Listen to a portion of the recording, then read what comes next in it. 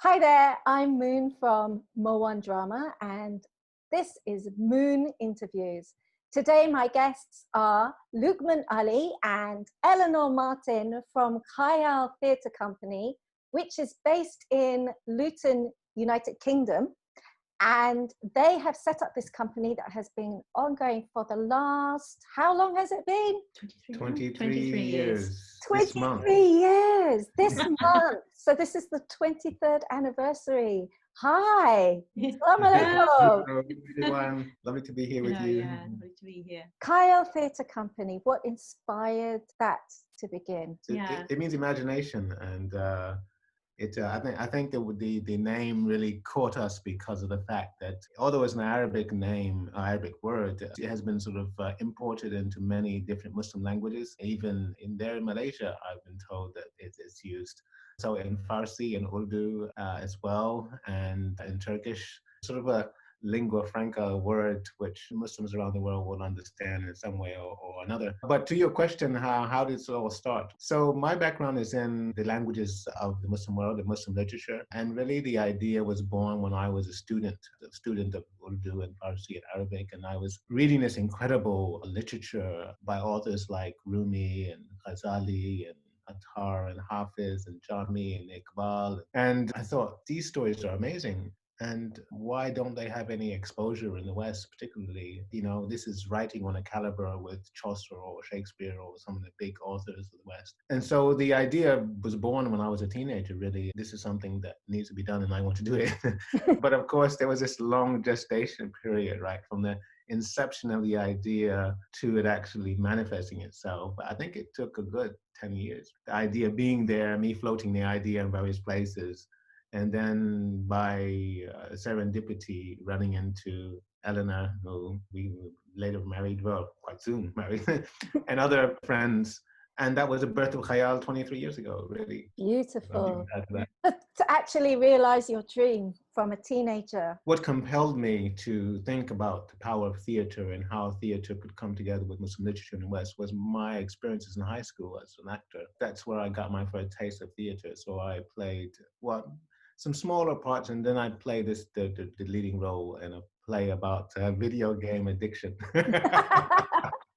So I was this character who was addicted to video games. It was a sort of a cautionary play that was all the rage at the time because of the sort of obsession of young people with video games. And we're not talking about the video games that they play today, but the old style ones where you went into the arcade. Pac-Man, yeah.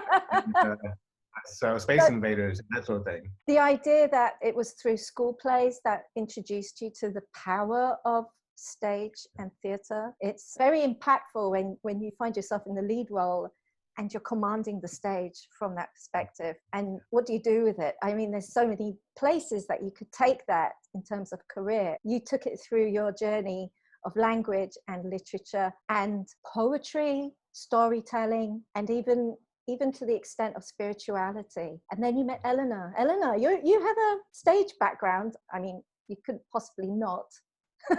Yeah. When I met Luqman, I was working as a professional actress in the UK. I'd been doing that a few years. Yeah, I had, since the age of 11, I had decided I wanted to go into performing. And so I've been working professionally. And then I came to Islam. And then I thought, oh, I've just done myself out of a job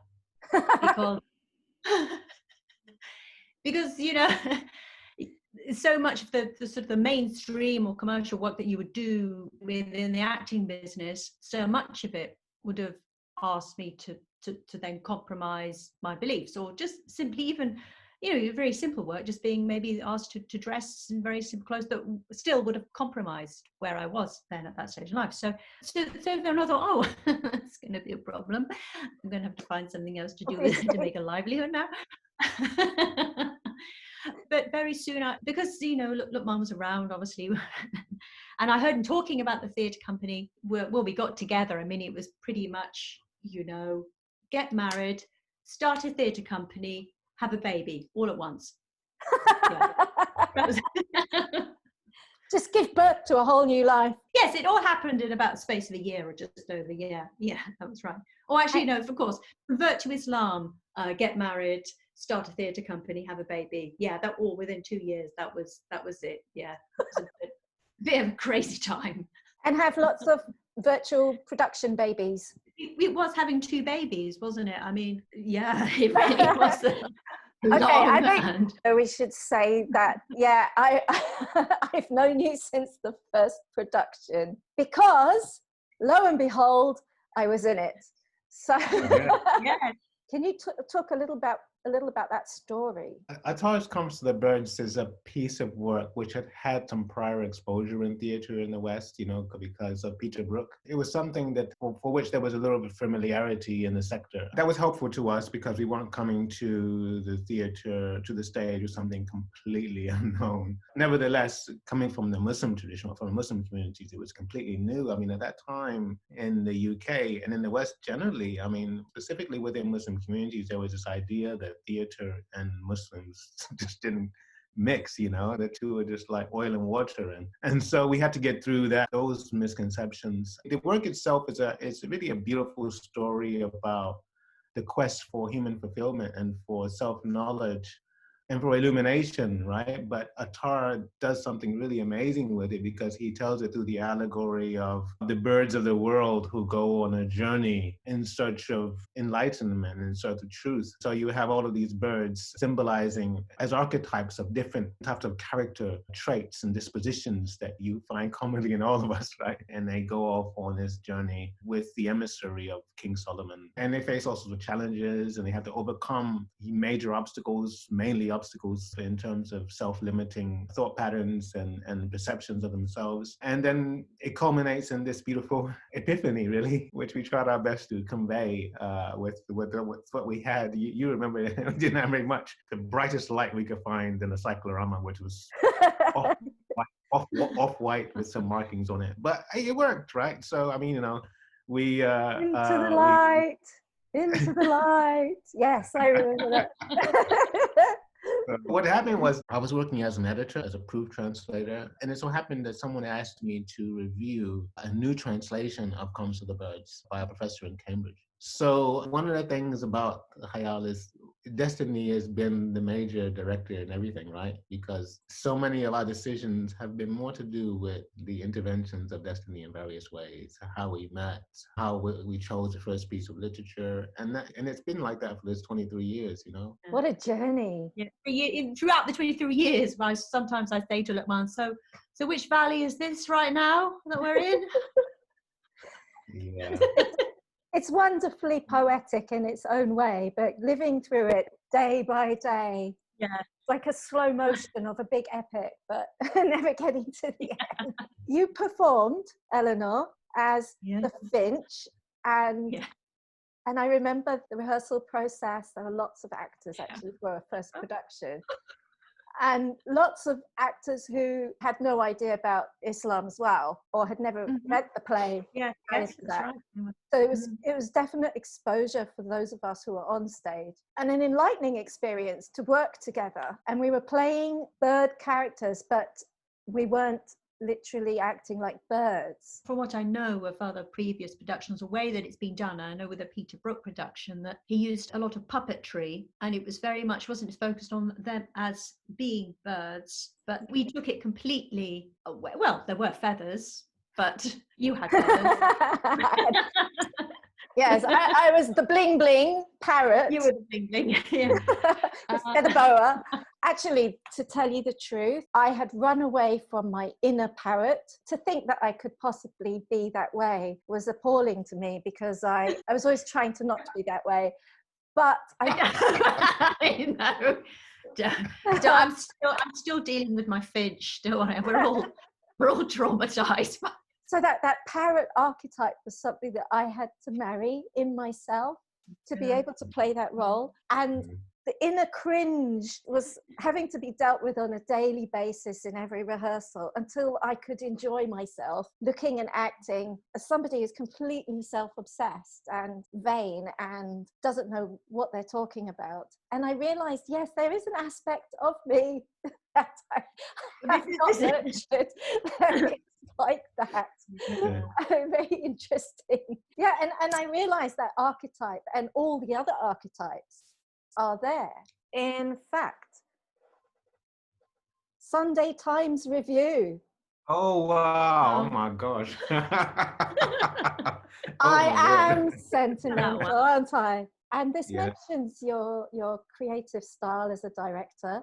It does not Yeah. mention, and I don't think they even knew that it was your first time. There were two major reviews we had. One was the Times, the other was Time Out. The But Tabernacle was a very interesting space because it's a former community hall for prayers and Christianity, and here we are putting an Islamic performance on in theatre, as you said, in 1997.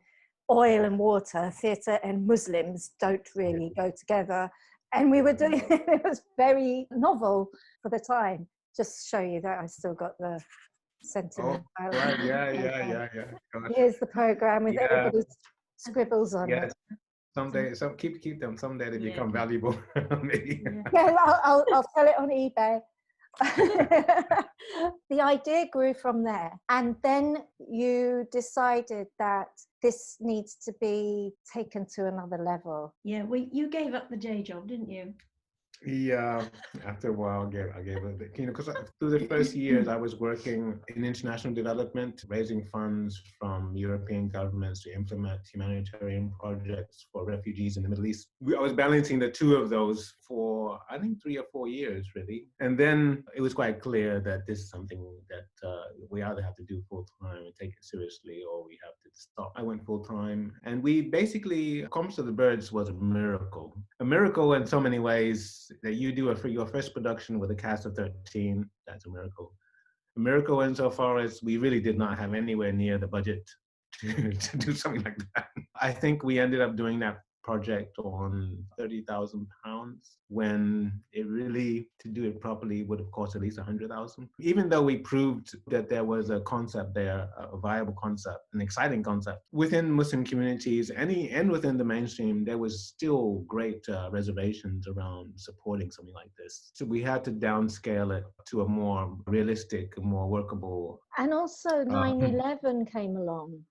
Right there. Yeah, well, 9/11. 4 years after the first production, Muslims highlighted in the news as something awful and terrible. And actually, 9/11 actually helped us. When it happened, we thought, "Gosh, this is the end of us." Game over.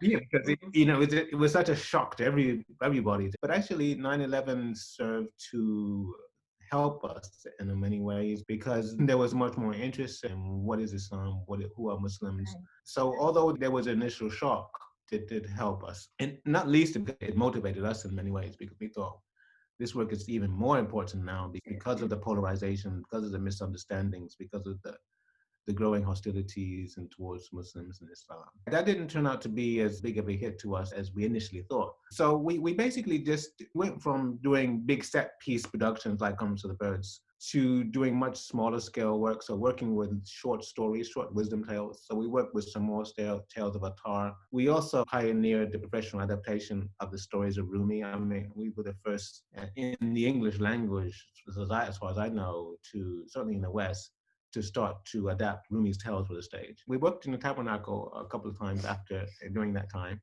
And in fact, in 2000 and in 2002, we're actually going to celebrate those events on Facebook soon, because it's the 20th anniversary. We basically scaled down, and it's funny because we've been scaling down now, and most of our work is one. Yeah, Eleanor's been really carrying Khayaal, and certainly from a performance perspective. Things that haven't really improved in terms of access to resources. So we had only one choice, but to keep going was to really lean on Eleanor, and she's been fantastically representing the work. all this so many years, with some support from other artists. We have some other artists as well. But in terms of the anchor, it's really been Elinor on the stage. Generally, before COVID, every year we were doing about 50, 60 events, reaching about 10,000 people a year. And this is across the country. So the demand and the interest is there. And we're working across 8, 9 sectors: the commercial sector, education, culture, academia, community, faith, interfaith. The Khayaal has definitely proven it has something to offer. You go to schools, you go to museums, you go to community centres, and you cover all these sectors. Basically, you've got bums on seats because your clients are going to do that for you, right?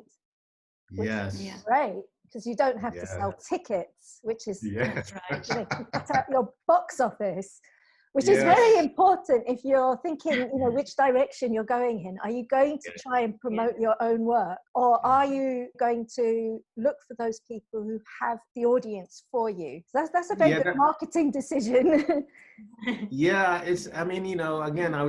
Destiny has always guided us. That model just became the only one that was workable, really. So working in partnership with, we now have about 200 partners across 9 sectors in the UK. So working together with these various partners, they just cut all that out. So we can just concentrate on the art.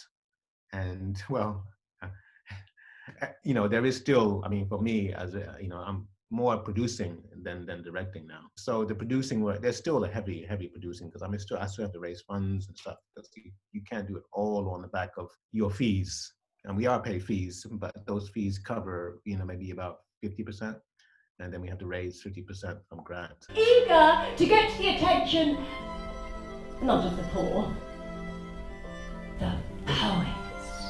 This is the model which works for us, and it's the model that means that we are able to punch way above our weight, if you know what I mean.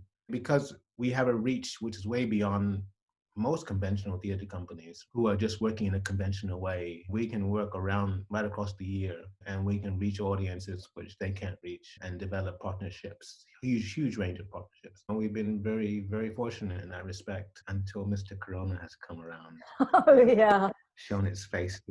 Yeah, so Mr. Corona is definitely is proving one of the biggest challenges for us. The whole impact, that must have been devastating for the company, because all the preparation that you've done, all the energy that you've put into the creativity, has it all gone to waste? Are you able to revive what you've lost? This year, we've lost a lot of bookings. We were on course to do about 50, 60 performances, events. Creativity hasn't gone, hasn't been wasted, because we are starting to take that work online, right? So we're starting to adapt work for film. That's a transition phase to it we were in, and that's something that we needed to do anyway, because people hear about our work all around the world. We have had demand for at least a decade of people saying, we'd like to know what you're doing in Canada, in Malaysia, in Indonesia, in Australia, in New Zealand, so we are basically, again, Destiny is directing us to say, well, you have to change your model again.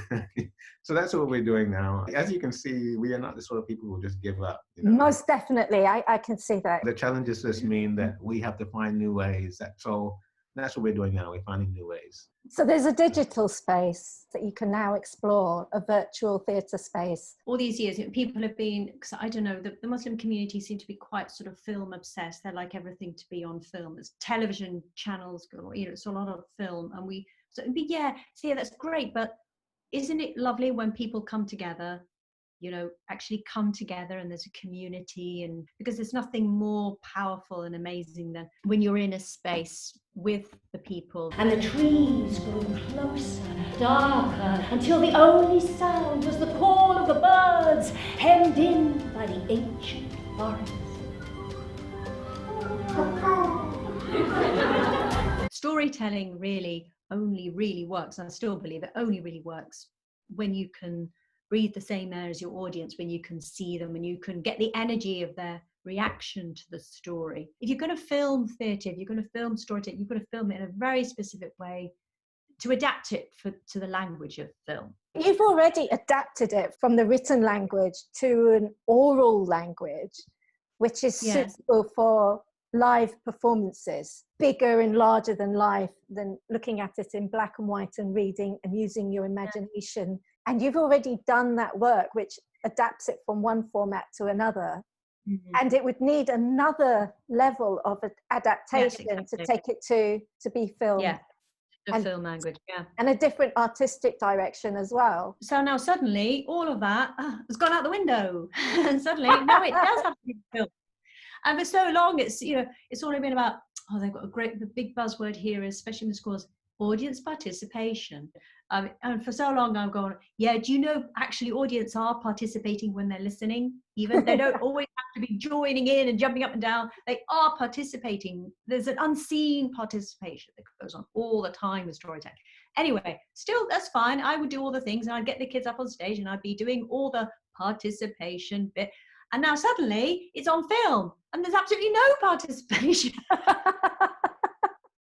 Like, it's just a camera that looks back at me as a camera. It's like nothing there. There's no... It is so very, very different. It's chalk and cheese. Schools require certain tick boxes. They all have their own little challenges. But the biggest challenge is the get-in challenge. So that's one of the... Yes, just getting into the building, I have ID, but I don't have a pass. Correct. Yes. Yes. It's not easy. And for anyone out there who thinks that it is easy just to turn theatre into film or theatre into educational work, it isn't easy at all. It requires the whole thing to be looked at from beginning to end. It's very thorough fine-tuning. We have two approaches at the moment that we are working with. One is shooting it close. It can work. We're now looking at more elaborate adaptations where we're actually effectively rescripting the stories for film. So I think we'll probably be working across both of those different approaches as we proceed. The rescripting or the further adaptation of the stories is much more expensive. Eid al-Adha is coming up, so we'll probably do what we did in Ramadan and Eid al-Fitr. We just shot Elinor telling some stories to camera. In the next couple of weeks, we'll release another story, which is adapted for film, with a more elaborate creative investment, if you like. There's a certain amount of experimentation going on right now for us. Fortunately, as we'd already started to diversify, finding other ways to get our stories out with our book, which our first children's book. So riding a donkey backwards. Yeah. Must have been Hajj. It's now come out in paperback now. Here you go.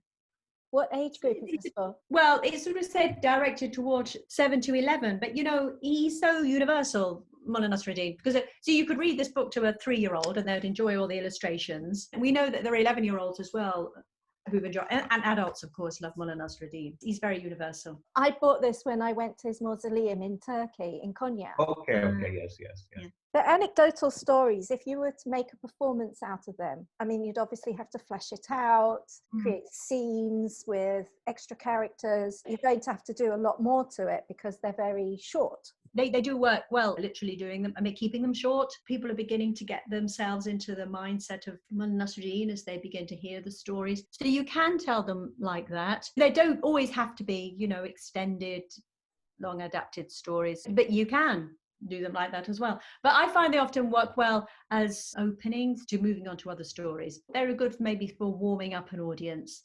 Your transitions or in between stories, yes. Who out of you does the script writing? When we were doing plays, I was doing the writing. I was writing the plays. When we started moving towards solo performances by Elinor, the storytelling, I can't really script her storytelling, because it needs to be hers. The creative process of writing a script is very different from the process that Eleanor goes through to script a story for herself that she's going to perform. I'm in sort of a creativity desert most of the time because I have to do the producing. I'm a little bit starved of creativity. I mean, obviously I contribute, with the book and things like that, but it's so intense, fundraising, all the liaisoning with all our partners around the country, booking, contracts. We did continue doing plays right up until 2009, 10. We were doing storytelling, but we were working with some plays. So we We work with Shakespeare's Globe on their Shakespeare in Islam season. I wrote some adaptations of Rumi stories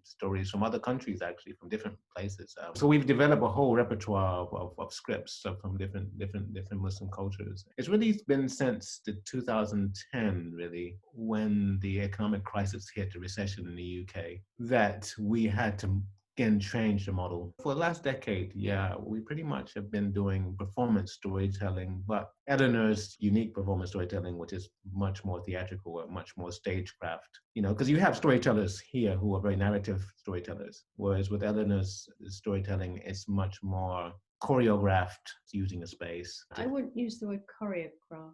Okay. We still differ on our vocabularies. Performance storytelling. I enjoy the characters. I play the different characters in the stories. A bird song, some strange night bird. It had a song of 3 long notes. It was the loneliest sound I'd ever heard. You're thinking of a 3 by 3 meter space, which is basically a Persian carpet. You can't give me a standing mic. I can't deal with that. I can't just stand there. Well, I could if I have to. I've had to, but I don't like to just stand with a mic and tell a story because I have to be all over the place. There's a lot of improvised use of space. You're using the space dimensions can change, but you've got your magic carpet, which sort of sets some diagonals for you in terms of staging. And as long as you know that this character is stage left and that character is stage right somewhere. Yeah, that's right. According to this carpet. Yeah, that's right. That's right, yes. And again, this is the difference between film and theatre, isn't it? Because you respond to the audience, but if you haven't got the audience there in front of you and you've only got a camera, it's a very different experience. They're watching the storyteller rather than being with the story. When the world is so full of war, it is hard not to be hostile. But we must make peace. We've got to sort of really look at adapting to film, what I mean about adapting it to film. And so maybe there's, as we've been talking about, ideas where quite a lot of the story, maybe you're hearing my voice, but you're not seeing just me. There's different ways that we're using film to tell the story. So if you're an actor who's doing a one-person show and you've got let's say 5 characters in the storytelling. First of all, I don't maybe mind making a bit of fool of myself and playing around with it. The character or the voice or the posture of the character doesn't come from, well, I find it from just thinking about who is this character, how do they make me feel, which dictates the voice and the posture of the character. So I might try a few things to think, oh yes, that's right, that's the character, now I know where I am with that one.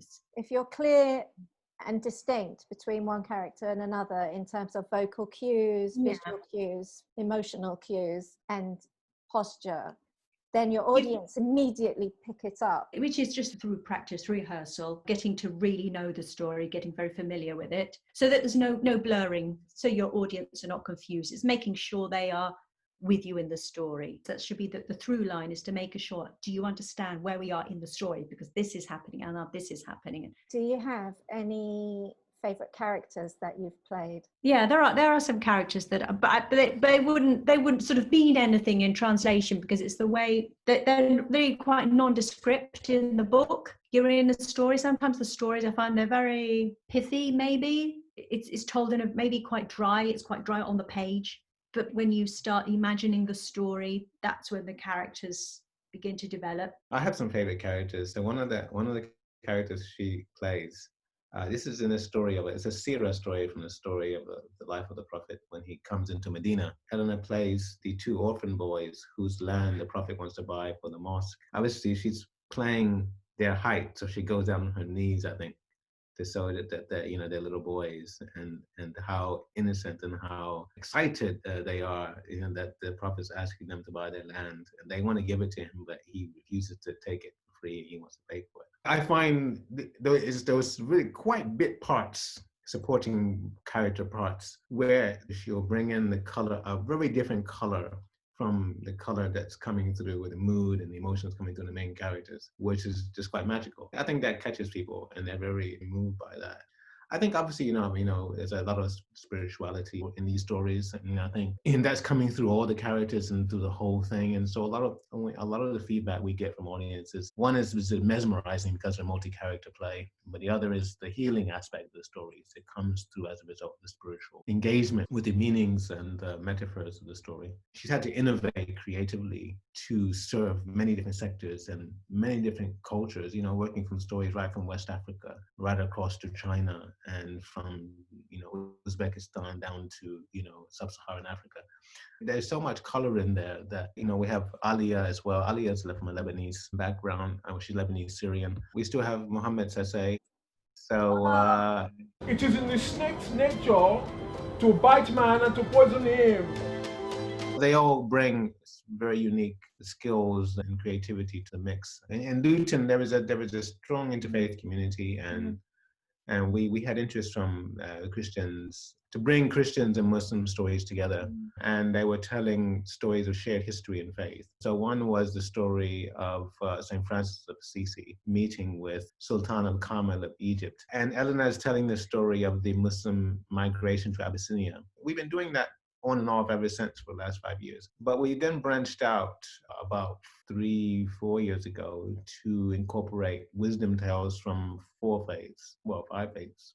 So from Hinduism, Judaism, Christianity, Islam, and Sikhism. We will present those as collections, right, of 3 or 4 stories, mainly in primary schools, but we also have done quite a few communities. A lot of interfaith work tends to be, I believe this, you believe that.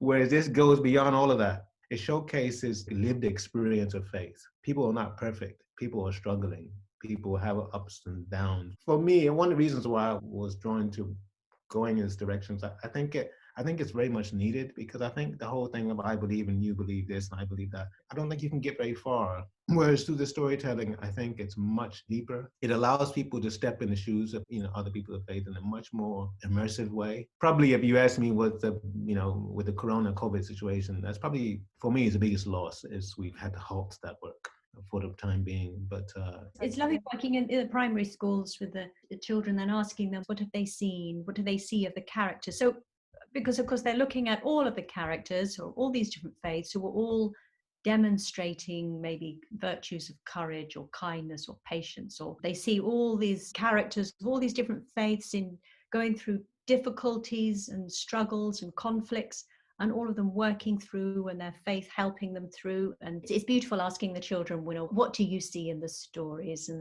it's lovely the things they come up with. It's very heartening. After the children have seen these stories, they have oftentimes they have the question, so if we have we share all these different values and virtues, what's the problem? So I agree with them. Why are we?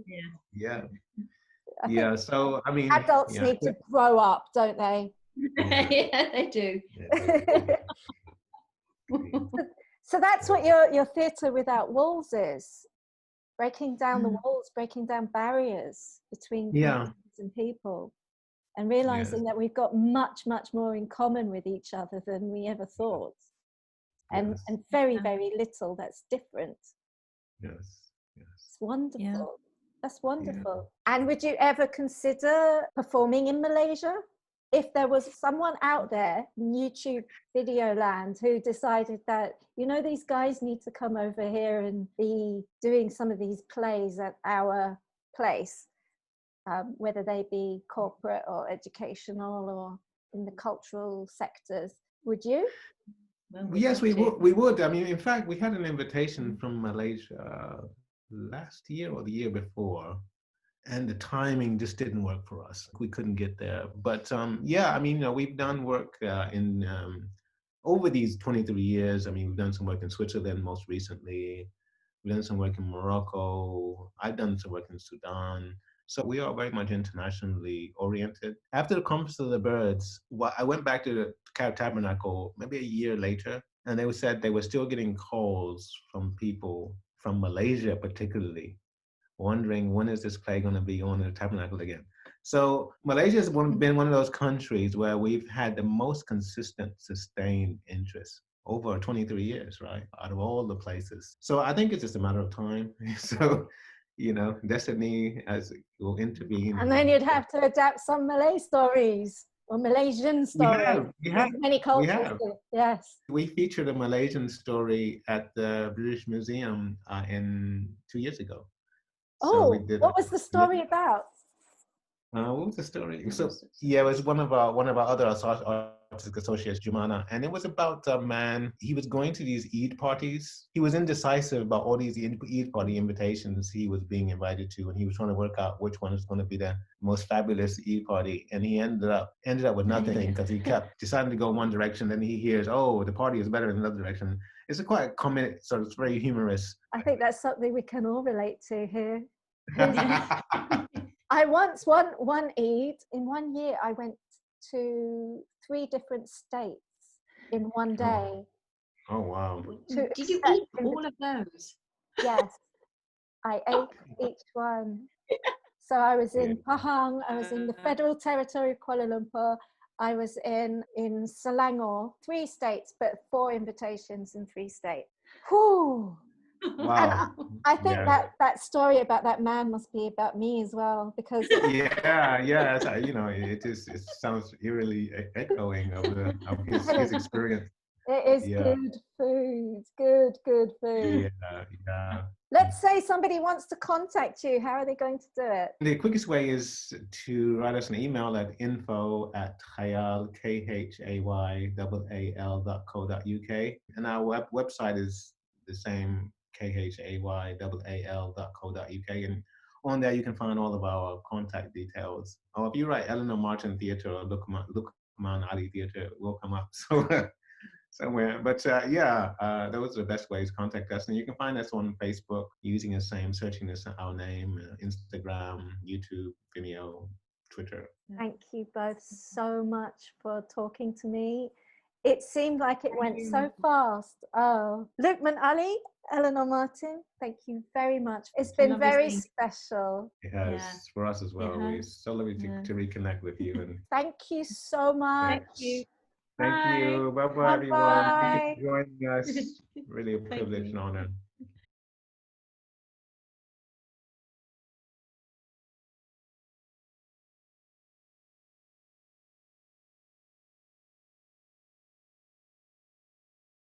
Remember to like, share and subscribe to Mo One Drama for the choicest, tastiest, most wholesome drama around.